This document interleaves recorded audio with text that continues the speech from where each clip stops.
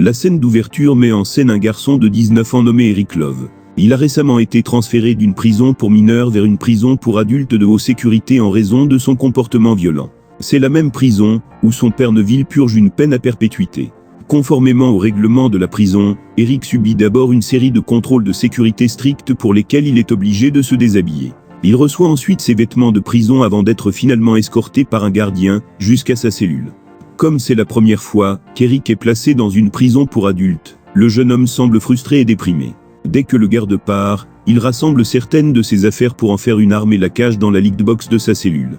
Il commence alors à aménager sa cellule et effectue quelques exercices. Un peu plus tard, tous les prisonniers sont appelés pour le déjeuner. En sortant, Eric remarque son voisin d'en face en train de fumer une cigarette. Il tente d'emprunter le briquet, mais l'homme n'y consent pas, déclarant qu'il n'en a pas de rechange. Eric apporte ensuite son assiette à la cafétéria pour le petit déjeuner, où il se dispute avec Jago, un prisonnier qui distribue actuellement de la nourriture aux détenus. Cependant, ils sont bientôt séparés par les gardes, qui reconduisent Eric jusqu'à sa cellule. Ensuite, il se rend dans la cour où il surveille Jago et les membres de son gang, menant des affaires illégales. Peu de temps après, Neville s'approche de lui et l'avertit de ne causer aucun problème en prison et d'obéir à toutes les règles, afin qu'il puisse sortir le plus rapidement possible. Cependant, Eric ne prête pas beaucoup d'attention aux paroles de son père et retourne simplement dans sa cellule, témoignant de leur relation tendue, ainsi que de sa bêtise. Neville retourne également dans sa cellule, où il regarde le croquis d'une famille nucléaire. Plus tard, le même prisonnier voisin, nommé McDonald, entre dans la cellule d'Eric et tente d'engager une conversation.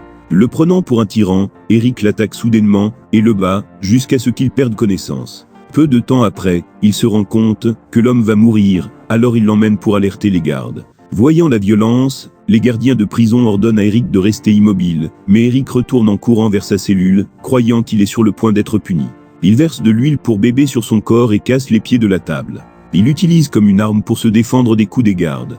Peu de temps après, le gouverneur adjoint, Hay, ordonne à ses gardes de pénétrer par effraction dans la cellule pour appréhender Eric. Cependant, le garçon bat les gardes et tient l'un d'eux en otage. Il prétend que ce qui est arrivé à McDonald était un accident et demande si les gardes le croient. Lorsqu'il confirme, Eric se rend.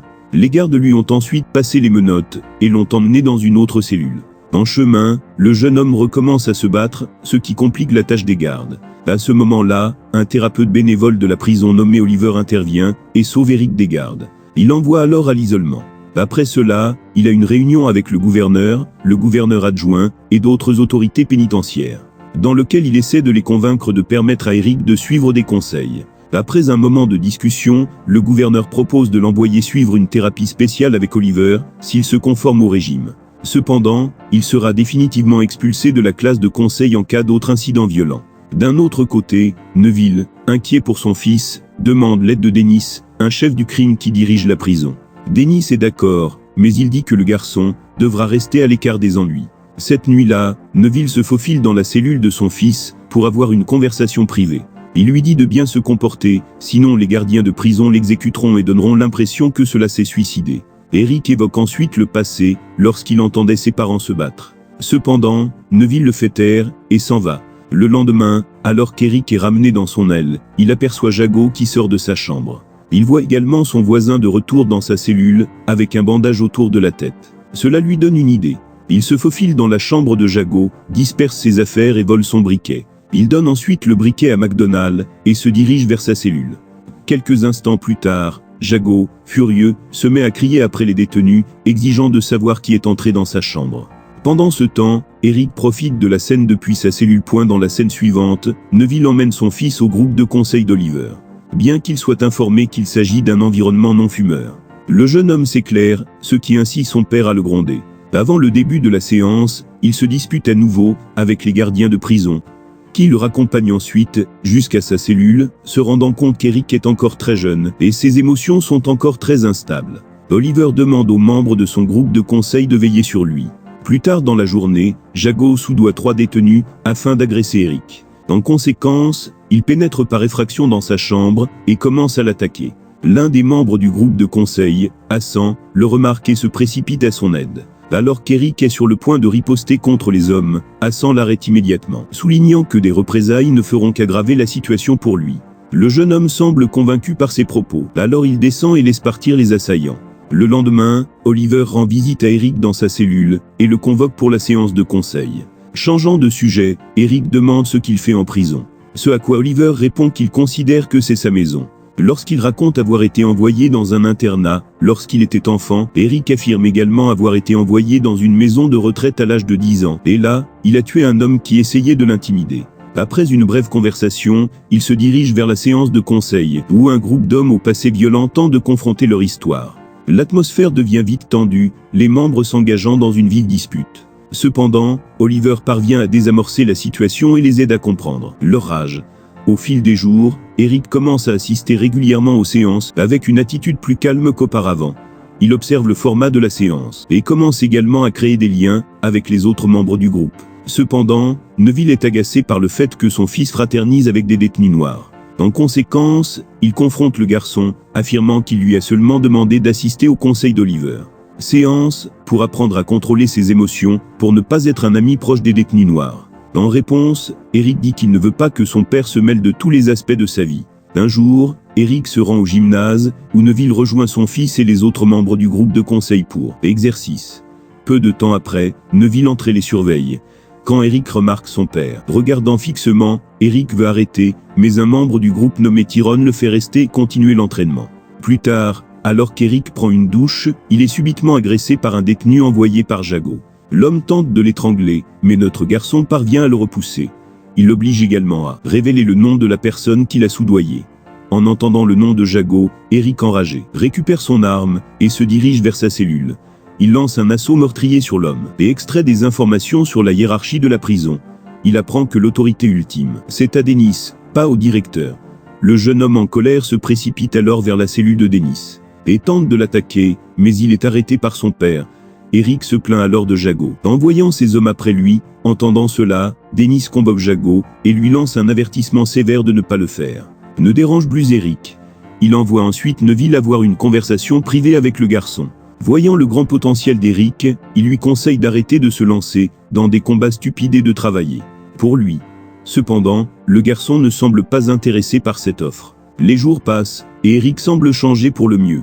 À chaque séance de conseil, Oliver propose au groupe un sujet qui aide Eric à s'ouvrir.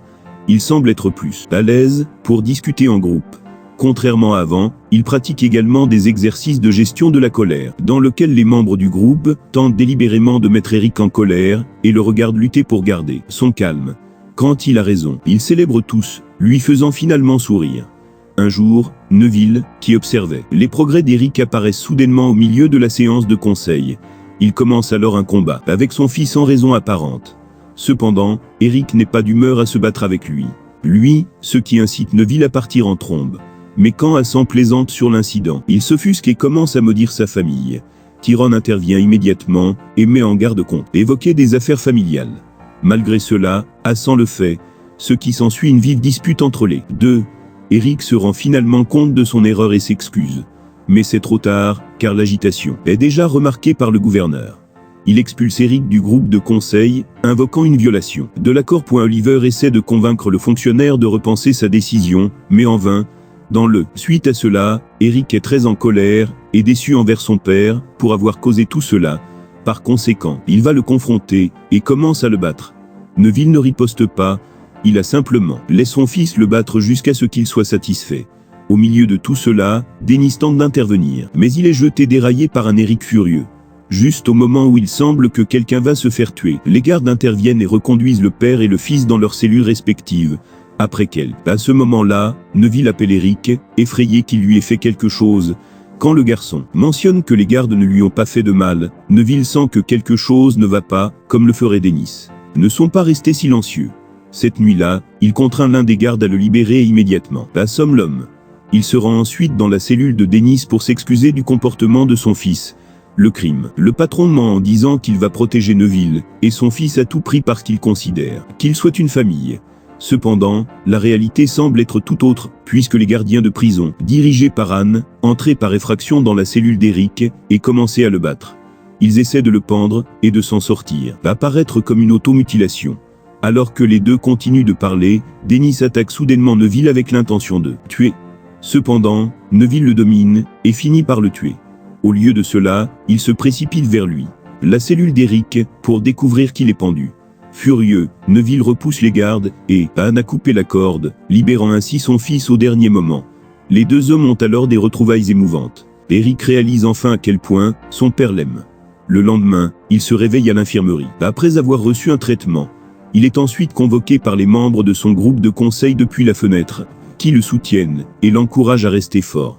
Un peu plus tard, Eric est approché par une prison garde qui l'escorte afin de voir son père une dernière fois. Il s'avère que Neville est transféré dans une autre prison suite à ses actions impulsives pour sauver son fils. Avant de partir, le père et le fils s'embrassent et Neville exprime sa fierté d'être le père d'Eric. Abonnez-vous pour plus de vidéos comme celle-ci, activez les notifications et laissez un commentaire pour aider la chaîne. Merci d'avoir regardé.